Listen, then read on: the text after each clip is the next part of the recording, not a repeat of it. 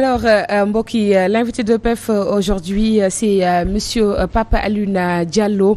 il est candidat à la présidentielle de 2024 waaye tamit moom moo taxawal programme bi ñu duppee sëyu ndaw ñi moom moo ñu def plaisir daal di ñëw wuy si tey jile ci l'invité de PEF monsieur Diallo ñu ngi leen nuyu bu baax a baax di la dalal ci Réveil des Sans Voix. maa ngi leen di fay di leen remercier ci opportunité bi ngeen ma may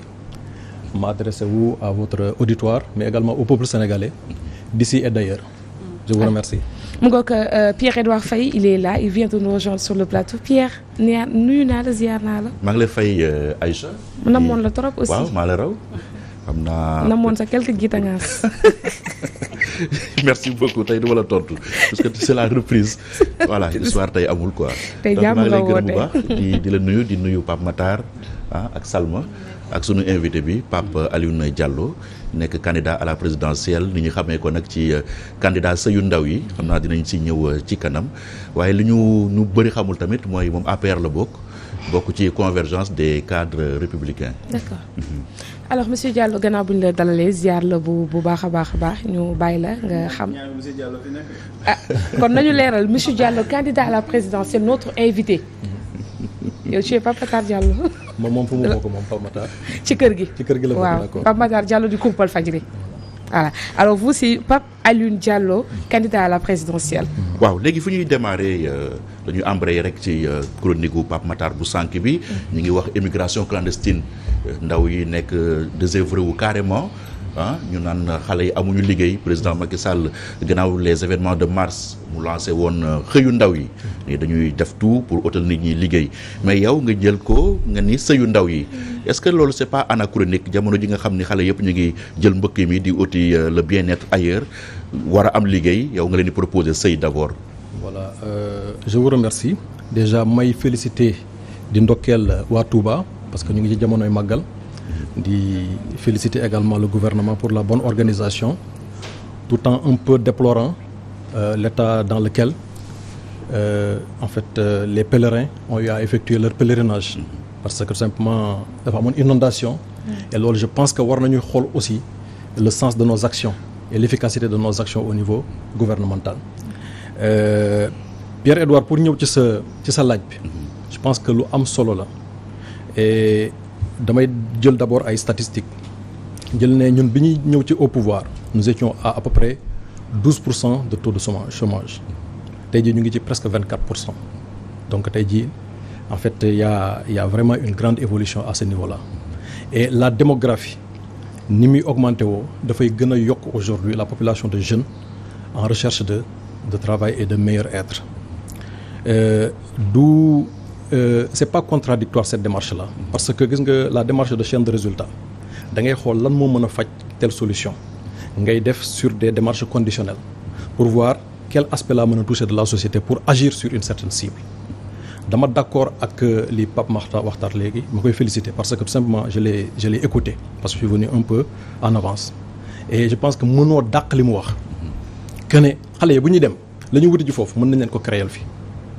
et ce n'est pas parce que le président Macky Sall n'a pas mis en place les mécanismes pour pouvoir y arriver mais c'est parce que l'efficacité dans nos actions wax na ko léegi man ça fait un mois aujourd'hui jour pour jour j'avais fait ma déclaration pour dire que dama bëgg nekk président de la République et dans ma déclaration j'avais décliné une feuille de route pour dire que désormais les ministres de la jeunesse bu ñu leen di nommer on va mettre en place des critères similaires à ceux qui sont utilisés pour nommer un ministre des Finances parce que 70% de la population boo ko war a jël en charge leurs préoccupations je pense que war nga am beneen xalaat lu dul en fait populisme wala politisation de cette affaire-là et je pense que li mu wax man dama ci souscrire dama ci d'accord à 100% pour dire que dañ ko war a jël de façon plus sérieuse man gis naa ay financements yi nga xam ne président Macky Sall def na ko par exemple 18 milliards pour un fonds pour la jeunesse mais on n'a pas été capable de mobiliser ça donc c'est un problème d'efficacité dans l'action li mu wax léegi d'accord naa ci c'est que je l'ai suivi et j'ai beaucoup aimé en fait son analyse mënoo ko dindi quoi mënoo ko dàq justement est-ce que du ndaw yi tey xëy lañ gën a soxla que sëy voilà sëyu ndaw yi pour ñëw ci damay d'abord def une analyse pour wax en fait un peu l'action gouvernementale ak li président Macky Sall teg le président a mis en place il y a 2 ans bi li wax nga ko léegi le conseil national pour l'emploi mais aussi l'insertion des jeunes parce que y a la qualification, il y a la compétence, mais il y a également derrière l'insertion, pouvoir insérer les jeunes. Et pour pouvoir insérer les jeunes, il faut créer un environnement favorable. moo tax transformation industrielle foog ñu am ko parce que foog jeunes yi am ci lu ñuy yëngatu. gis nga l'autre jour je l'ai dit avec un de vos confrères, on ne peut pas avoir tous les atouts qu'il y a au Sénégal et que les jeunes quittent pour aller ailleurs. war nañu mën a créer les conditions bi nga xam ne les jeunes vont être fixés là où ils se trouvent en milieu rural, mais également inverser la tendance même de l'exode. Et loolu tous ces mécanismes là le président de la République Macky Sall teg na ko, mais aujourd'hui dans la fonctionnalité ça pose problème. Maintenant pour sëyu ndaw yi li ma lay wax nii, je vois que ça a fait un peu le buzz, les gens en ont parlé, mais loolu nga si doon ut wala non buzz boobu nga si doon ut wala c'était vraiment du sérieux? En fait c'est du sérieux. C'est du sérieux parce que gis nga xale yi dem defal statistique xale yi dem amuñu lu leen fi téye des fois da ngay dugg ci benn car Ndiaga Ndiaye wala kaaru wala 7 places waa ji di daw yenn daw yi da ngay dégg ku nekk ci oto bi ne kii de amul lu mu téye, amul benn responsabilité bu mu nekk ci ginnaawam moo tax. donc nit ki boo ko responsabiliser dina tax nga mën ko fixer et puis jox ko benn économie nga xam ne dina mën a tourner. xale yi dañoo gisul actuellement les opportunités nga xam ne war nañ ci mën a tourner parce que quelqu'un avec 300 000 500 000 francs boo ko joxee 1 hectare mais war na ci mën a bay li nga xam ne aujourd'hui mën na ci dund pour quelque temps, mais également créer les conditions pour que mu mën ko def pas seulement l'hivernage mais mën ko def toute l'année. Parce qu'aujourd'hui avec tout le potentiel dont notre sol regorge, on a du soleil en abondance sur 365 jours, on a 33 milliards de mètres cubes d'eau aujourd'hui, mais 70% de notre population est rurale. ñoom dañu war a dundal seen bopp ba pare dundal le reste du Sénégal et li des ñu war ko jël transformer ko, mais ñooñu bu fekkee ne 3 mois la ñu compter avec le dérèglement climatique où aujourd'hui l'eau même n'est plus au rendez-vous aujourd'hui, et j'en viens, le problème environnemental aujourd'hui ça fait partie du cœur de mon programme. Et en fait je salue un peu l'initiative du pape qu'avait prise le pape François, et ce livre-là m'a été donné par son éminence l'abbé Benjamin Ndiaye, que je remercie. J'ai été à 2 fois le voir en 48 heures, une fois à ma demande et une deuxième fois mu woowaat ma ñëw pour qu'on discute sur mon programme. Parce que l'environnement aujourd'hui, tant qu'on ne le gère pas, il a parlé du poisson, parce qu'aujourd'hui l'empoisonnement est un problème. On ne peut pas aujourd'hui avoir des accords de pêche avec les pays étrangers aujourd'hui ñu yóbbu suñu kii, et on n'a pas d'alternative aujourd'hui pour empoisonner nos mers. Donc aujourd'hui bu ñu créé wul tout ce potentiel là aujourd'hui daal di koy fixer pour que les jeunes am ci lu ñu jàpp. J'ai un sac ici fi ma ko jëlee, mais sac bi mais ay nit yi dëkk ci dëkk Afrique boobu ñoom ñoo ko liggéey, te aujourd'hui ils sont en train de contracter avec ay Lancel, ay Louis Vuitton, etc., Coco Chanel. Pourquoi? Parce que tout simplement ils ont pu créer non seulement la qualification mais la compétence. Parce que la qualification man toujours formation bi dama ci am problème fii au niveau du Sénégal, parce que da ngay gis ku ñu formé 5 jours ne la formation déjà, et politiciens yi léegi dañu ko jël, surtout les politiciens yi nga xam ne man dama bokk ak ñoom camp, dañu former surtout pour que nga dem investir les réseaux sociaux pour tontu, etc. Non, alors que c'est de l'économie numérique qu'il y a derrière. Le digital marketing c'est un travail si on le fait sérieusement. Donc aujourd'hui bu ñu jëlee tey jii la formation nga former nit ki pendant 5 jours ne woy il est qualifié, mais il n'a pas les compétences pour pouvoir développer un emploi. Et aujourd'hui ñun foog ñu dellu si waat ci loolu pour que ku mel ne par exemple Hugo Boss di defar ay costumes xam na ne main d'œuvre moo gën a cher foofu tey jii. Si on a les qualifications et les compétences dans l'artisanat aujourd'hui, les gens sont bien formés avec un curriculum bien défini, bu ñu génnee ce sont ces industries là qui vont être délocalisées. Tey jii mais boo xoolee Chine ou bien Malaisie wala foo dem tey jii Indonésie, mais costumes yi jaay ay États-Unis di ko jaay France, etc. Mais les gens ont délocalisé ces entreprises là yóbbu ko foofu. Pourquoi? Parce que les gens ont les compétences, non seulement la qualification mais la compétence pour pouvoir fabriquer ça. Boo xoolee ci période Covid bi dem nañ ba nga xam ne Boeing bi nga xam ne c'est une entreprise américaine, multinationale américaine, buy defar avion am na problème pour les circuits intégrés électroniques, parce que ñan ñoo koy defar les Taïwanais. Parce que avions yi dañu taxawoon, il y avait plus d'échanges. Mais bu ñu demee ba nga xam ne américains yi la première puissance mondiale aujourd'hui pour pouvoir sa main d'œuvre de pointe, te démb bërki démb exact, les Chinois ont réussi aujourd'hui à fabriquer la première puce 5G. Les Américains en étaient étonnés. Donc aujourd'hui il faut qu'on arrive à cela, bu ñu arrivé wul à cela aujourd'hui les services ne peuvent pas faire vivre un pays encore que service bi ñi ciy dem c'est une certaine couche de la population il faut que justement de façon inclusive changer les mentalités reconversion des mentalités comme ça jeunes yi yëpp mën a xam ni ñëpp mënuñu liggéey dans des bureaux climatisés il faut créer des modèles voilà parce que mais il faut accepter également d'aller investir la terre. Pierre Edouard li nga wax la tey jii Pape Makhtar mii mu nga jóge Fouta man ma jóge Fouta la ma gis Fouta par exemple du ma may courage ma dellu foofu parce que la ma fa bàyyi la tu vois un enfant bi nga xam ne dafay daw ci ginnaaw nag yi à longueur d'année du dem école alors que boo demee aux États-Unis ñun bi ñu def formation en suivi évaluation dañuy jox protocole boobu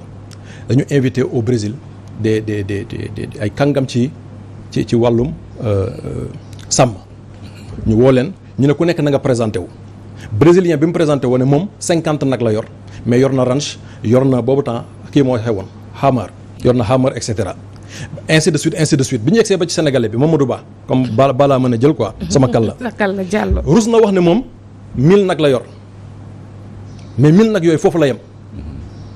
mu ne moom 100 nag la am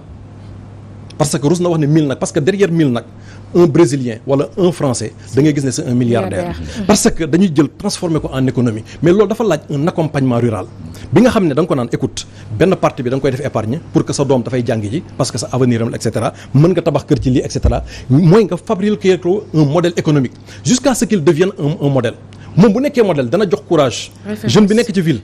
parce que amuñu ay modèles yu mel noonu te loolu rôle état la mu fabriquer ay modèles mais doo jël quelqu'un bi nga xam ne dafa siiw nga jël moom mooy gën a accéder aujourd'hui à ces ressources là que quelqu'un bi nga xam ne da ko soxla parce que il faut qu'on se dise la vérité bu ñu tabax réew nañu toj gis nga Paris au 19e siècle dafa meloon ni nga xam ne moom la Dakar mel léegi boo xoolee samedi fii kenn mënu fi jaar seen koñ bi fii pourquoi parce que on a un problème de planification urbaine et man bu ma jëlee nguur gi fi may def le ministère du développement urbain moom mooy yor les travaux damay jël travaux ak tout ce qui est route et cetera jëlee ko infrastructure dama koy jëlee foofu parce que gis nga bu ñu def planification dafa war a méngoo ak li nga xam ne moom la dëkk bi di doxee sur le domaine des 3D mooy la densité mais également la diversification parce que tey jii ci benn dëkkuwaay mën nañu am un centre commercial mën nañ fa am ay école mën nañ fa am ay terrain de basket mais mën nañ fa am également benn entreprise bu mel nii mais bu fekkee ne tey jii fi nit ñi war a jaar tey jii foofu la ñuy teg boo ko naroon toj tey jii nit ñi kaas mais Ousmane pour revenir à Paris bi ñu koy defar bi ñu ko woowee ne ko Paris kat dafa jaxasoo nii la meloon Champs-Élysées nii la meloon nii jaxasoo embouteillage et cetera mais dafa toj moom la ñuy wax la osmanisation dafa jël tojaat tout Paris ñu jël ko daal di koy defaraat mais tey ji boo ko naroon defaraat fii tey ji Sénégal di nga dégg coow mais ni ñu koy defee la aussi parce que dañ du def étude boo xoolee tey ji BRT bi nii après quelques années 5 ans ñu ne dañuy def test ça ne se fait plus comme ça le monde du travail a changé les méthodes ont changé tu ne peux pas faire un ouvrage ba ne dafay terminer nga ne na ngay def ay tests da nga koy def déjà sur des fonctionnalités et les gens se sont inspirés sur ce que les informaticiens font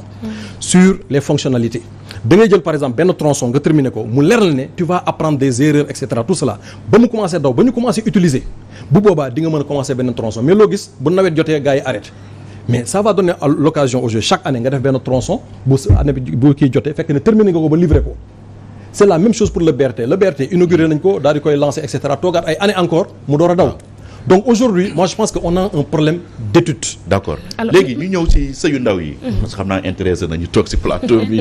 mel ni yow ñaata nga yor Salma ak waaw man benn laa yor waaye yow laay votel. man ngay votel waaw parce que sa proposition yi moom vraiment. ñi bëgg nekk polygame genre Pape Matar yi. dina leen intéressé. léegi sëyu ndaw yi. est-ce que dafa jël contre-pied xëyu ndaw yi wala dafa ñëw pour compléter ko. non c'est comme laa lay wax c'est une démarche complémentaire. gis nga booy def souvent da ngay ñëw te aujourd'hui dañuy banaliser des concepts on utilise trop les slogans sans pour autant entrer dans le cœur des choses nit booy wax dara da nga ciy am xam-xam. man de duma la voter. gis nga bu ñu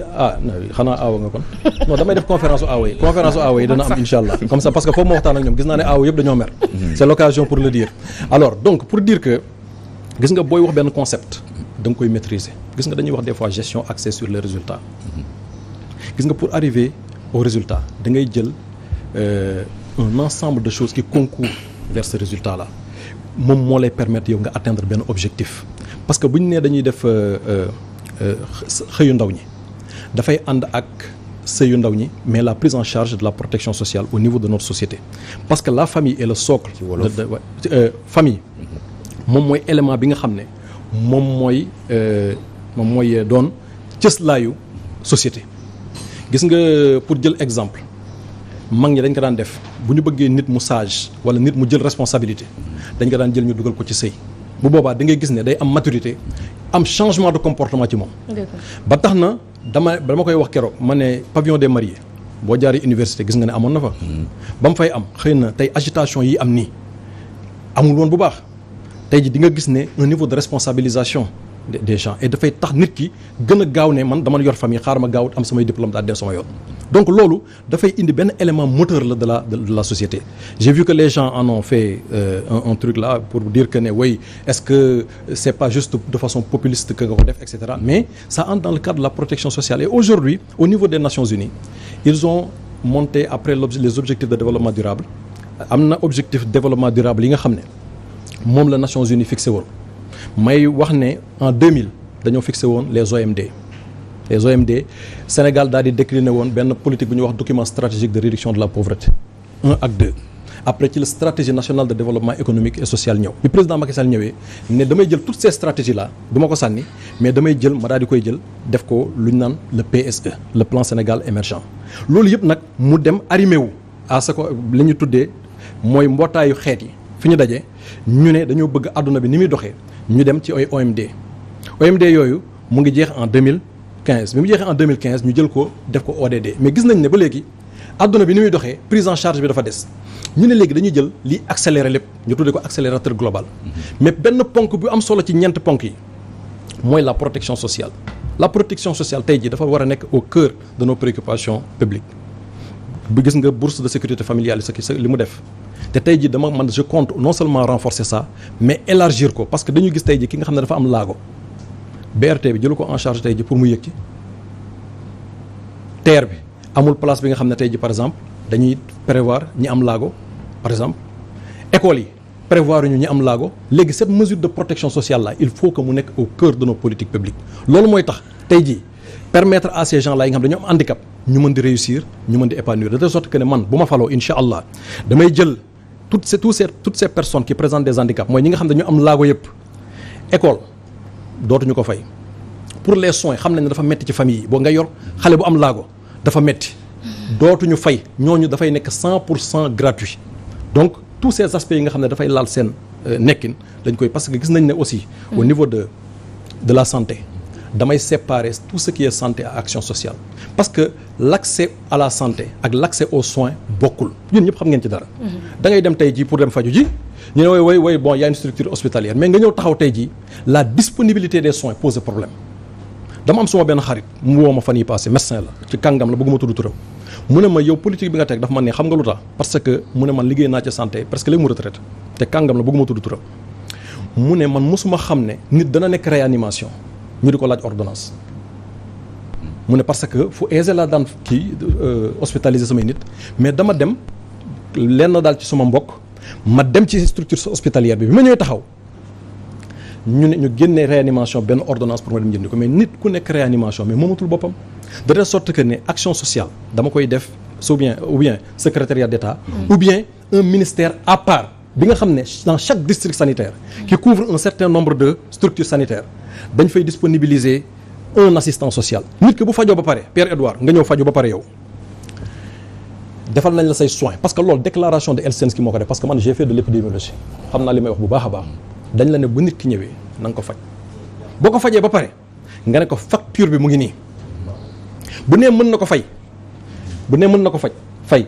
nga bàyyi ko mu fay ko bu fekkee ne mënu ko fay 2 choses moo possible soit c'est vrai ou ce n'est pas vrai l'assistant social la ñuy jël ñu jébbal ko ces pièces moom seen rôle la ñoom ils sont très bien formés et on va avoir un recrutement massif de ces techniciens là spécialisés bu ñu demee ñoom xarañ nañ ci loolu dañuy dem ci quartier bi ñu def enquête ñu ne Pape Makhtar Diallo mi kat mënul faju vraiment ñun sax ñoo koy jàppale léeg-léeg bu boobaa l'État mooy substitué wu à la famille daal di jël daal di koy verser noonu la ñuy defee action sociale bu fekkee ne moom nag mën na ko faj ñu dem gendarmerie bu boobaa moom dañ koy obligé mu fay donc aujourd'hui la protection sociale dafay englober en fait la démarche aujourd'hui parce que mon mandat li ma ko waxee keroog dañuy dem ba nga xam ne que ce soit notre régime à le régime yi fi jàll dañuy bàyyi ba benn année des ci élection yi ñu ne année bi année sociale mais ñun social la ñu war a vivre te aujourd'hui li may woo militants yëpp da ngay ñëw des fois des porteurs de voix qui sont là ñoom ñoo lay wutal ay voix quoi ne la non boo comme dugg nga ci politique bi nag da ngay def social c'est comme si aujourd'hui on achète les gens et aujourd'hui nit ñi tant que yaa ngi leen di defal loolu aujourd'hui li sa wareef ci ñoom doo ko def te bu boobaa day gën a métti ci ñoom. waaw léegi beneen question balaa may jox ñi nekk ci plateau bi ñu poser seen question dégg nañ la ba ngay lancer sa candidature nga ni à compétence égale da ngay def discrimination positive c'est-à-dire ki nga xam ne mooy polygame ak ku am benn jabar bu ñu xëccoo benn poste polygame bi ngay ni privilégié loolu est-ce que du rupture d'égalité des citoyens devant le service public? Non, en fait c'est une discrimination positive parce que aujourd'hui ça va permettre aux gens parce que quand les gens ont deux critères qui sont similaires je pense que il faut un critère de discrimination parce que ñun ñoo tolloo man ak yow lépp léegi mën nañu am discrimination positive ci benn wàll loolu ñu def ko critère de discrimination positive. c'est pas trop léger. non c'est pas. yow am nga ñaari jabar rek yow laay jox poste bi kii am benn jabar du ma ko jox. wala célibataire bi du ma ko jox parce que moo ëpp responsabilité. c'est tout juste ça. c'était ça mais Pierre bëggoon naa xam est-ce que loolu aussi du la créer ay ennemis parce que déjà suñu aawayaay bi ci plateau bi moom nee na du la votel te dina ci bëri ay façon aussi bëri ci ay morom est-ce que bàyyi nga xel côté boobu noonu parce que nag aawa yi ñoom bëgguñu dégg waxi ñaareel alors que c'est un programme assez intéressant mais damay gis ne quand même un contrat c'est un contrat moom mii bu ma demee mairie signé ci borom këram da koo signé loo polygamie voilà leer dëgg la wala dëgg donc aujourd'hui non nañu waxante dëgg gis nga notre société quand même il faudrait que les gens se regardent dans les yeux pour pouvoir se dire la vérité xam nga waaw non dana métti trop c'est un programme intéressant xam naa ne ka ma bàyyi kër ga sax xam naa ne bu ma ñëwee xam naa ne ndekki bi dana xaw a métti tuuti kon yow sa wax juri jëpp amoo ñaar non amaguma ñaar gis nga tëjal émission bi nag parce que bëgg inciter nit ñi ñu am ñaar non en fait loolu ça n'a rien à voir ça n'a rien à voir di nga gis imam bi nga xam ne mu ngi fas sëy wala un prêtre mu ngi fas sëy fekk ne amagul soxna donc c'est ça c'est la vérité donc ça n'a rien à voir léegi en fait man c'est important loolu parce que am na ñoo xam ne déjà bëgguñu dégg say wax parce que elles se disent que kii moom ay problème la ñu bëgg waaw xam nga dans tout programme dans tout choix il y a des gens qui vont être pour il y a des gens qui vont être contre mais l'essentiel c'est d'être convaincu que ça va régler un problème et c'est ce que je dis toujours moi j'ai fait un arbre à problème pour le Sénégal ma ne pour chaque problème il va falloir qu'on cherche une solution bi nga xam ne qui est adaptée et qui ne soit pas importé. peut-être man la dernière question mooy reste cette préoccupation là sànq wax nga ko ndaw bu nekk boo ko utalee lu mu bàyyi ca kër ga dana toog dana liggéey wante koo xam ne amagul xëy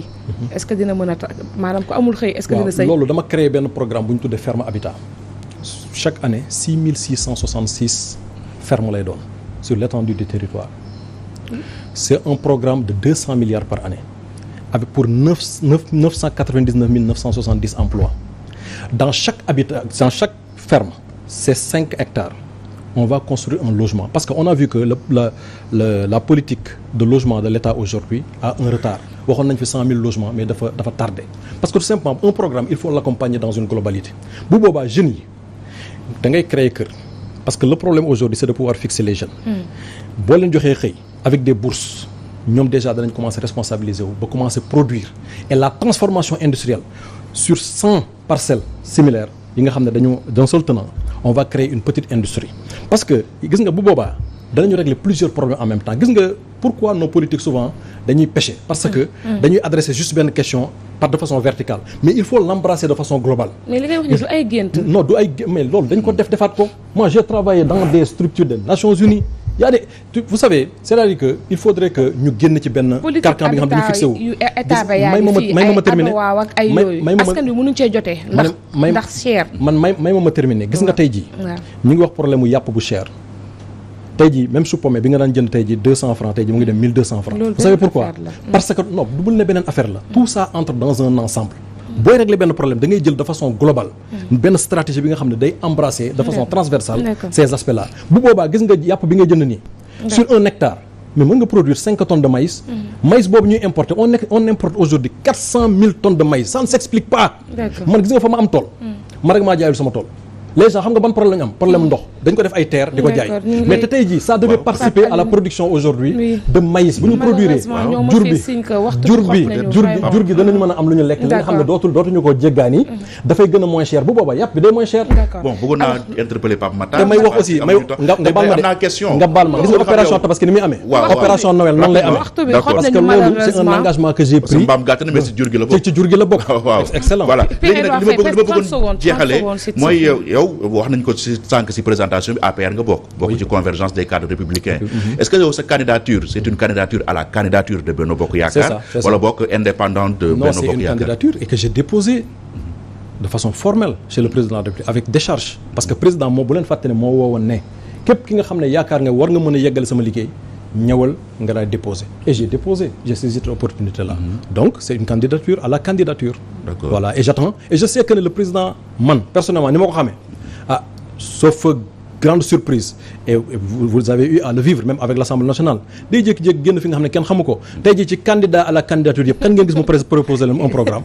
amul. C'est-à-dire qu'on ne peut pas venir dire que j'ai été tel etc. et venir se présenter devant les Sénégalais pour continuer une chose bi nga xam ne c'est pas efficace. Il faut marquer la rupture dans la continuité, c'est important. mais yaakaar naa daal yow yaay l'étoile cachée daal. D'accord. Je suis le bon choix pour le président de la République. kon te buñ keneen ku ñu tànn ku dul man. vous allez avoir des surprises. Sénégalais dañu ko voté bu baax a baax Pape Alioune Diallo la Pape Alioune Diallo candidat à la candidature bu Benno Bokk Yaakaar kon auteur du programme Sëyu Ndaw ñi moo nekkoon l'invité de PEF mais Pierre-Edouard Faye merci. Voilà jërëjëf c'est dommage bëggoon naa interpeller Pape Matar mais amul problème ce n'est que partie remise. mais je vous remercie. jaajëfal bu baax a baax voilà c'était vraiment un plaisir de vous recevoir sur le plateau tax nañu découvrir la xam bu baax a baax yow yaay kan ak lan nga mbëbët ci Sénégal jaajëfal la bu baax a baax sa ñëw ci réveil des sans voix c'était un plaisir vraiment de vous servir depuis 6 heures on était avec vous ngir accompagner leen ci journée bu neex la seule émission qui vous réveille et vous éveille et réveil c'est fini pour aujourd'hui on se donne rendez-vous demain inchallah même heure jaajëfal bu baax a baax toute l'équipe technique et rédactionnelle